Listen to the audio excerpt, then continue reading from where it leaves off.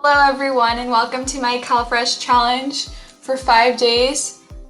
So before I get started, let me explain what CalFresh is. It's a program for food stamps in San Diego County, and a lot of people don't have enough food to eat, and so this challenge raises awareness, and you only have $20.35 to buy groceries on average for 5 days. So the people who pledge to do this challenge are experiencing the reality of people who have this same budget from CalFresh. And the rules are that you have to stick to the budget, $4.07 per day, only eat food you purchase during the challenge, do not accept free food, and yeah. I encourage you to try this challenge for 1 day, 3 days, or 5 days, but it's a really cool experience. So these are just a recap of all the rules. I went to Sprouts to purchase all my groceries, and this grocery list I used says that it totals up to $16.42, but I actually also purchased 2 apples, which were 29 cents each, some bulk flax seeds, which totaled to 15 cents, and Sprouts organic tofu, which was $1.79. I just biked 7 miles round trip to the grocery store and back just to get some groceries, and I have pineapple in here.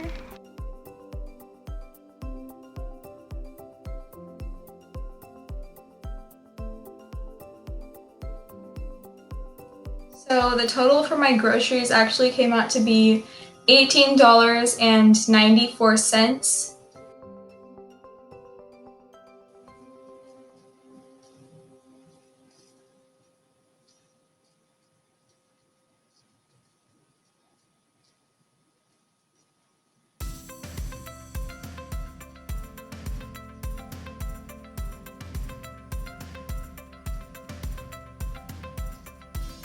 I got half a pound of oats and half a pound of rice. Because of the coronavirus, they were only selling the bulk beans in bags like this.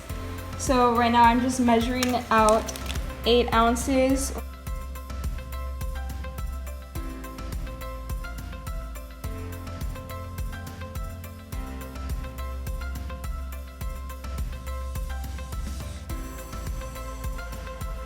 Okay, day 1. I'm gonna start off by making a smoothie for breakfast. So I'm just gonna cut up this pineapple.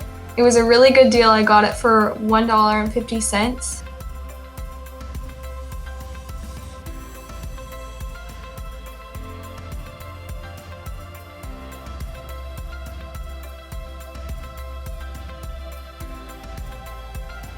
I'm just gonna add half a banana, some kale, and then about 1/3 of the pineapple into here. I'm gonna save some for snack.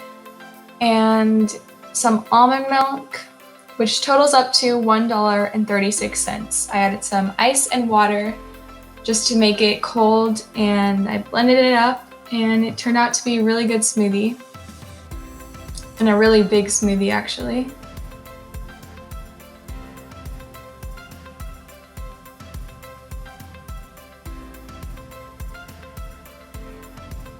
I think the smoothie tastes good, but usually when I make smoothies I add like granola on top and almond butter and whatnot, but today this is just all I have. I think I'm gonna make oat banana cookies later, so that will be fun. 2-ingredient cookies coming up next. Okay, just a little recap. The smoothie that I made this morning was actually really filling, and it yielded 2 glasses of smoothie. And right now the cookies are in the oven, and I think they made 12 cookies. So hopefully I can freeze some so that they last for 5 days. Yeah. I will be using some of this lettuce later on. Just came out of the oven and they smell amazing. Okay, now I'm just gonna have these banana cookies for snack. So now I'm just going to meal prep for dinner. I have some yellow split peas, which I'm gonna make a soup out of. And so I'm just adding all these ingredients to the Instant Pot and letting that cook with water and salt. And it turned out to be one of my favorite recipes in the entire week. It was very inexpensive and it was very filling. Now I'm just gonna make some zoodles for lunch, and zoodles are zucchini noodles, so I'm just gonna spiralize these and just cook it in the pan and have tomato sauce over it. A very simple meal, but it tastes good.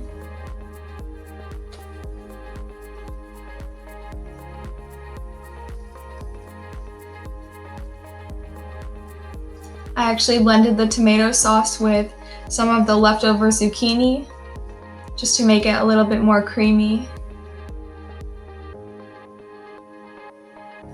And I'm adding the sauce and some of the fried onions.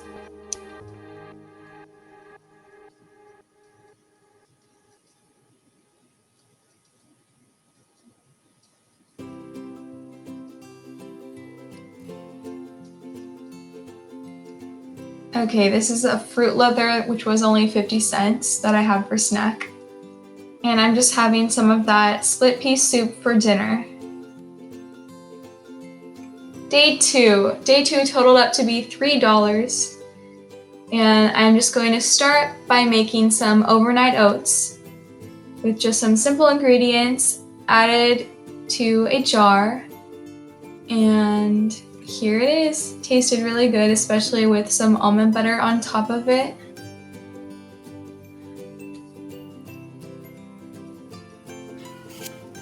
For snack, I'm having one apple, which was 29 cents. I'm just gonna have some of these apple slices for snack and a few of my leftover oatmeal banana cookies.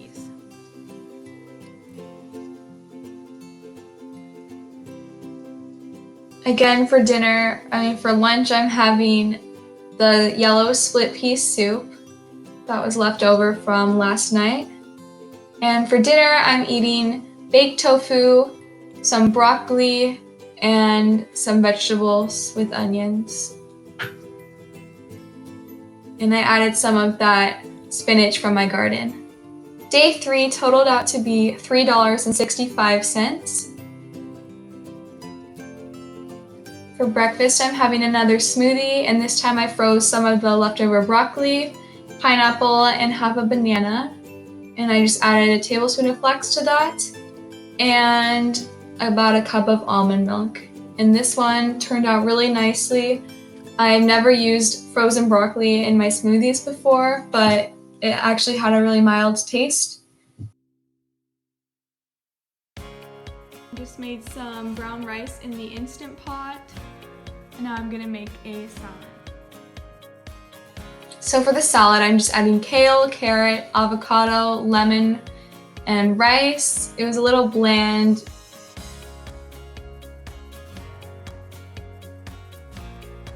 The beans and rice were very inexpensive.